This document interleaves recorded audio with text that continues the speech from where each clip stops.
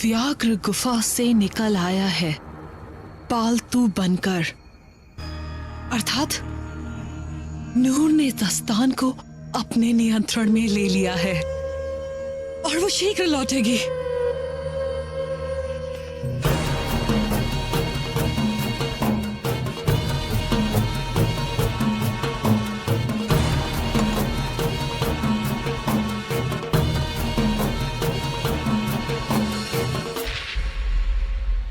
Justin, प्रतिशोध का समय आ गया है। सुशिम नहीं जिएगा और अशोक बचेगा नहीं। दोनों बाधाएं एक साथ मार्ग से दूर होंगी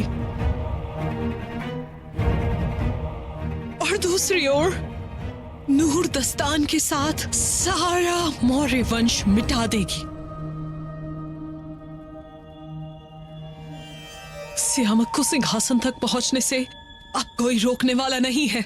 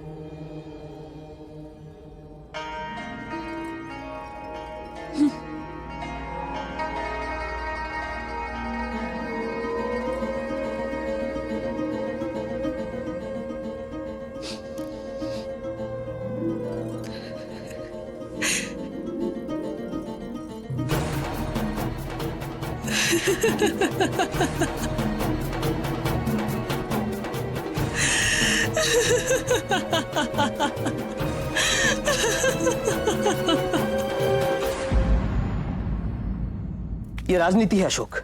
इतनी सूक्ष्मता के साथ समझ पाना तुम्हारे लिए संभव नहीं होगा। तुम्हें अनुमान भी है अशोक कि कल सभा में कितने ऐसे व्यक्ति होंगे जो चाहेंगे कि तुम्हें मृत्युदंड मिले। कितने ऐसे व्यक्ति हैं जो ये चाहते हैं कि तुम जीवित न रहो। कितने लोग हैं जो ये चाहते हैं कि तुम उस सिंहासन पर ना बैठो। मैं तो सिंहासन पर कभी बैठना ही नहीं चाहता हूँ आचार्य। मैंने जो कुछ भी किया अपनी मातृभूमि के लिए किया, सिंहासन के लिए नहीं।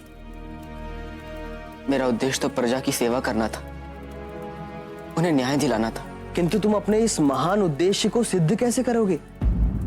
क्योंकि सारे के सारे प्रमाण तुम्हारे इस उद्देश्य के बिल्कुल विरुद्ध हैं, विपरीत हैं। और ऊपर से तुमने अपने सारे अपराध स्वीकार कर लिए हैं। बचाव का कोई भी मार्ग नहीं छोड़ा तुमने। अशोक, मैं तुम्हारा गुरु हूं। तुम्हें तुमसे अच्छी तरह से समझता हूं, तुमसे अधिक समझता हूं। और मुझे ज्ञात है कि सुशीम पर प्राणघातक आक्रमण तुमने नहीं किया है। मातृभूमि की रक्षा इस प्रकार से प्राण देकर नहीं, जीवित रहकर की जाती है अशोक। तुम्हारी मृत्यु से केवल और केवल तुम्हारे शत्रुओं का लाभ होगा, मातृभूमि का नहीं। और यदि ऐसे में तुमने मुझे संपूर्ण सत्य से अवगत नहीं कराया तो मैं तुम्हारी सहायता कैसे करूंगा? पर मैंने अपने भाई पर आक्रमण किया था आचार्य। अहंकारा की रक्षा करने के लिए इतना बड़ा मूल्य क्यों चुका रहे हो अशोक? मैंने देखा था अहंकारा कितनी घबराई हुई थी जब सम्राट उससे पूछताछ कर रहे थे। आचार्य, आप समझने में भूल कर रहे हैं। राजकुमारी अहंकारा निर्दोष है। अशोक, आचार्य चाणक्य ने तुमसे कहा था कि हृदय से सोचना तुम्हारी दुर्बलता ना बन जाए, और ऐसा करके तुमने उनकी बात का मान नहीं रखा। यदि तुम यही चाहते हो तो ठीक है। तुम्हारे गुरु के नाते, आचार्य चाणक्य द्वारा सौंपे गए दायित्व के नाते तुम्हारा मार्गदर्शन करना मेरा धर्म था। याद रहे अशोक, तुम्हारा यह त्याग बहुत ही स्वार्थपूर्ण है, क्योंकि तुम एक व्यक्ति की रक्षा करने के लिए अनेक व्यक्तियों को संकट में डाल रहे हो। अपनी माता को, अपने पिता को, अपने शुभचिंतकों को, आचार्य चाणक्य के स्वप्न को, अपनी मातृभूमि को, और सबसे महत्वपूर्ण महान सम्राट चंद्रगुप्त मौर्य के अखंड भारतवर्ष को। क्योंकि मैं तुम्हें स्मरण करा देना चाहता हूं अशोक कि राजद्रोह के लिए तुम्हें मृत्युदंड दिया जाएगा, और उसके पश्चात सुशीम जैसे अत्याचारी, यदि वो जीवित बचा तो उसे उत्तराधिकारी बना दिया जाएगा। कल सभा में तुम्हारे पास एक अंतिम अवसर होगा अशोक, सत्य बताने का। मात्र आज रात्रि का समय है तुम्हारे पास। सोचना अशोक, सोचना कि तुम अपने इस सत्य से मगध को एक नया सवेरा देना चाहते हो या मगध के भविष्य को सदा के लिए अंधेरे में डुबा देना चाहते हो।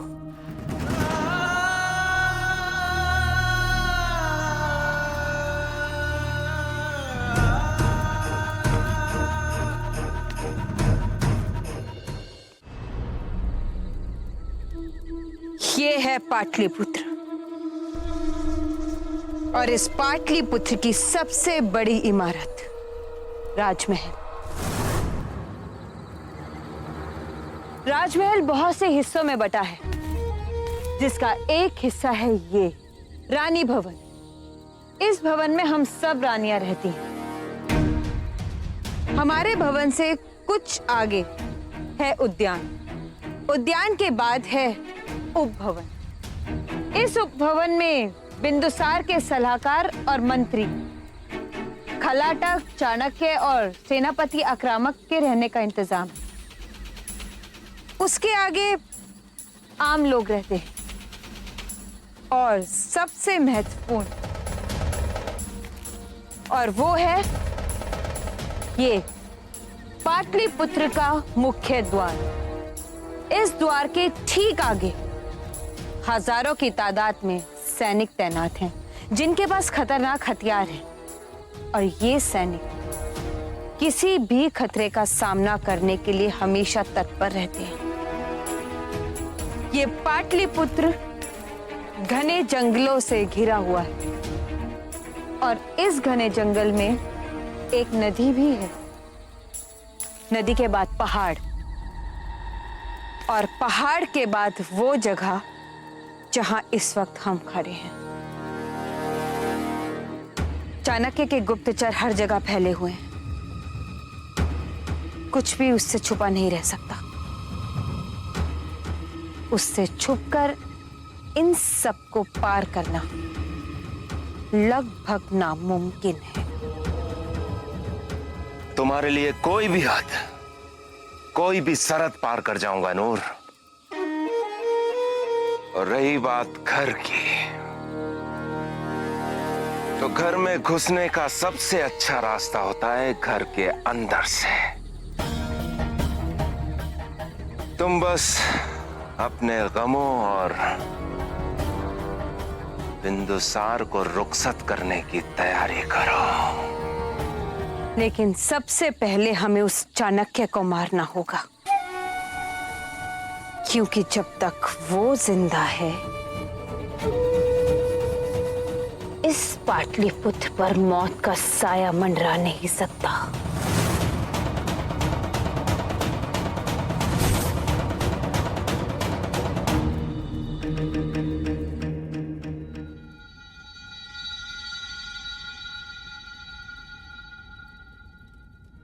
महाराज, जो भी कुछ मैं कर सकता था मैंने किया। अब सब ईश्वर के हाथ में है। कल इस समय तक यदि कुछ सुधार आया तो सब ठीक होगा।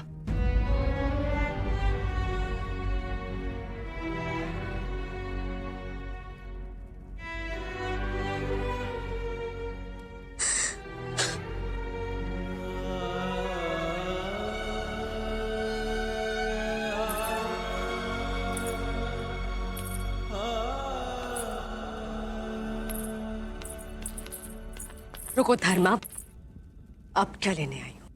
मुझे केवल एक बार सुषिम से मिल लेने दीजिए। हो सकता है मैं उसकी कुछ सहायता कर सकूं।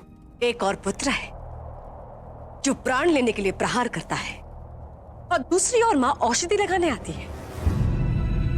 तुम दोनों की परछाई भी मैं अपने पुत्र पर नहीं आने दूंगी। मुझे केवल एक बार उसे देख लेने दीजिए। क्यों? सुनिश्चित करने आई हो कि मेरा पुत्र जीवित है भी या नहीं? धर्मा, वो मेरा पुत्र है और वो जिएगा। मेरा भी पुत्र है। बस दोबारा ये बात अपने मुख से मत निकालना कि सुषिम तुम्हारा पुत्र है, समझी? जाओ।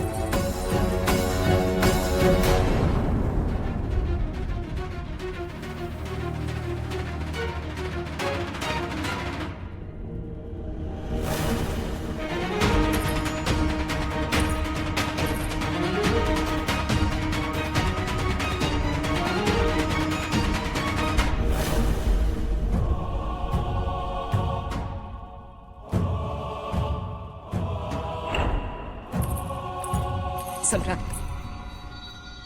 आपको हमारे पुत्र के लिए न्याय करना ही होगा। महारानी, वो केवल आपका ही नहीं है, हमारा भी पुत्र है।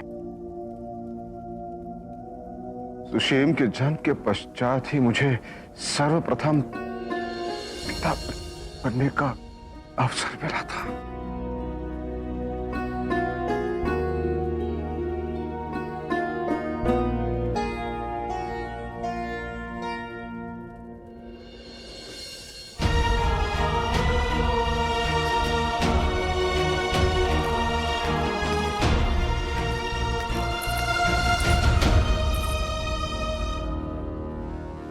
सुशीम, मैं तुम्हें वचन देती हूं, जब तक तुम होश में होगी, तुम्हारा सबसे बड़ा शत्रु मृत्यु को प्राप्त हो चुका होगा।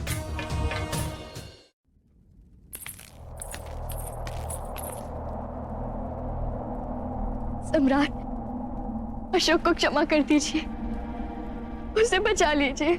तुम उसके लिए क्षमा याचना कर रही हो जिसके कारण आज तुम्हारा होने वाला पति मृत्यु से लड़ रहा है। सम्राट, सुशीम को उसके किए का दंड मिल रहा है और अशोक को उसका जो उसने किया ही नहीं। तुम कहना क्या चाह रही? वही सम्राट जो सत्य है और आज तक आपसे छुपा रहा है। सुशीम मुझसे प्रेम नहीं, घृणा करता आया है। उसने मुझ पर और मेरे भाई पे अत्यंत अत्याचार किए हैं। उसने मेरे भाई को मुझसे छीन लिया था ताकि मुझे पीड़ा हो, इसलिए मैंने अग्रदूत से सहायता मांगी थी। तब मुझे ज्ञात ही नहीं था कि अशोक ही अग्रदूत है। जब अग्रदूत मेरे भाई को सुशीम से मुक्त कराकर मेरे पास लाया, तब उसने देखा कि सुशीम मुझे खिड़की से बाहर गिरा रहा है, मुझे मारने का प्रयास कर रहा है।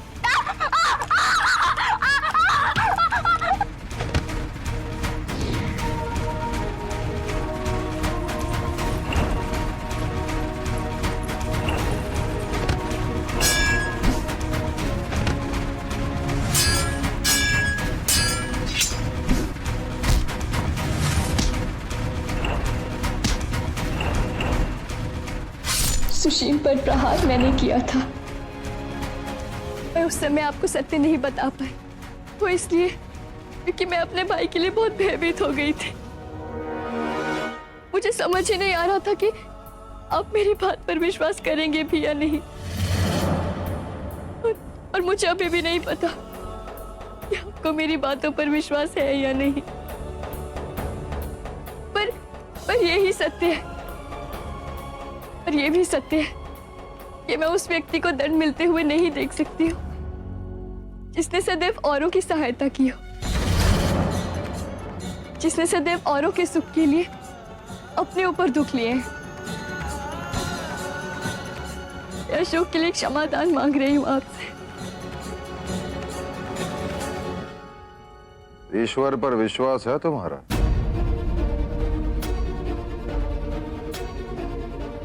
ईश्वर पर विश्वास है या नहीं? तुम कहती हो कि मेरा पुत्र सुशीम तुमसे प्रेम नहीं घृणा करता है, उसने अत्याचार किए हैं। तुम ईश्वर को साक्षी मानकर कहो, जब से सुशीम के साथ तुम्हारा संबंध जुड़ा है, उसके उपरांत तुमने सुशीम को बताने का प्रयास नहीं किया कि वो तुमसे घृणा करता है, तुमसे प्रेम नहीं करता। क्या तुमने ये कभी नहीं चाहा कि तुम्हारा विवाह सुशीम से नहीं अशोक से तय होना चाहिए था? क्या तुमने सुशीम को यह बताने का प्रयास नहीं किया कि तुम में और अशोक में केवल मित्रता के संबंध है और कुछ नहीं?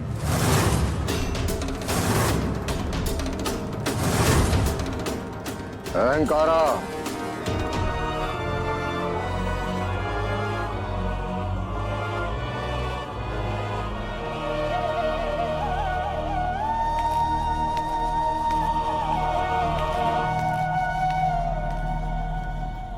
क्षमा करना अशोक, मैं तुम्हारे लिए कुछ भी नहीं कर पाई।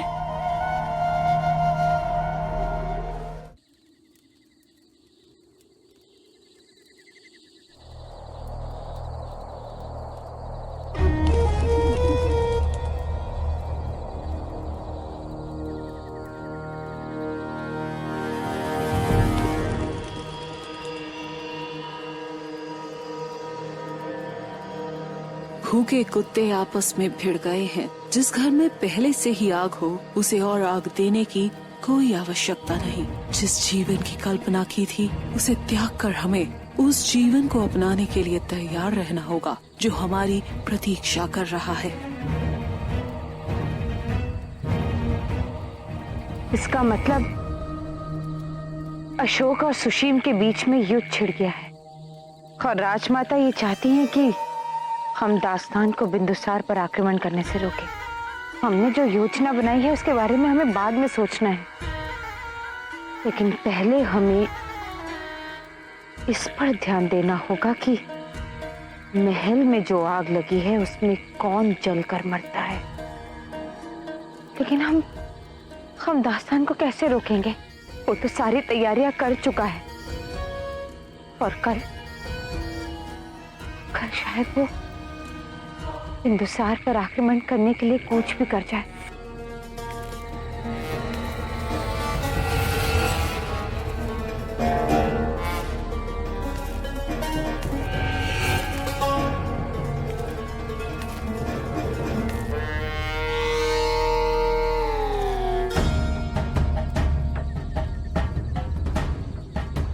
मैं तैयार हूं नूर।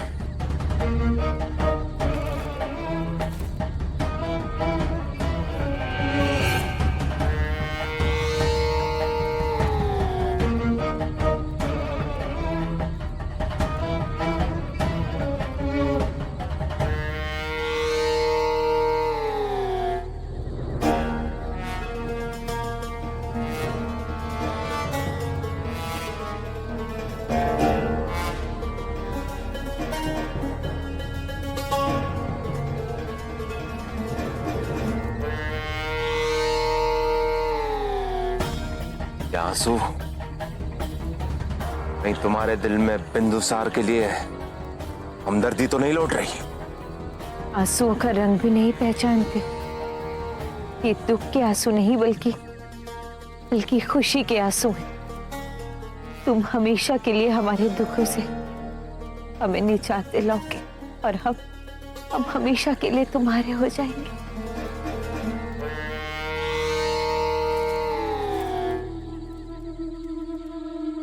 मुझसे दोबारा झूठ कभी मत बोलना। कल सुबह मेरी फौज के साथ, मेरे साथ तुम भी पाटलिपुत्र चल रही हो।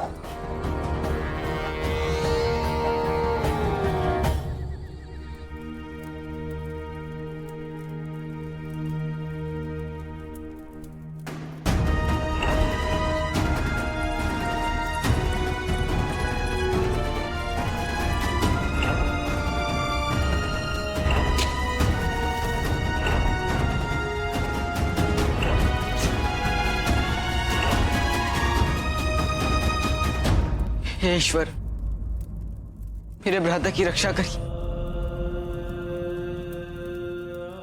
कुछ नहीं होना चाहिए।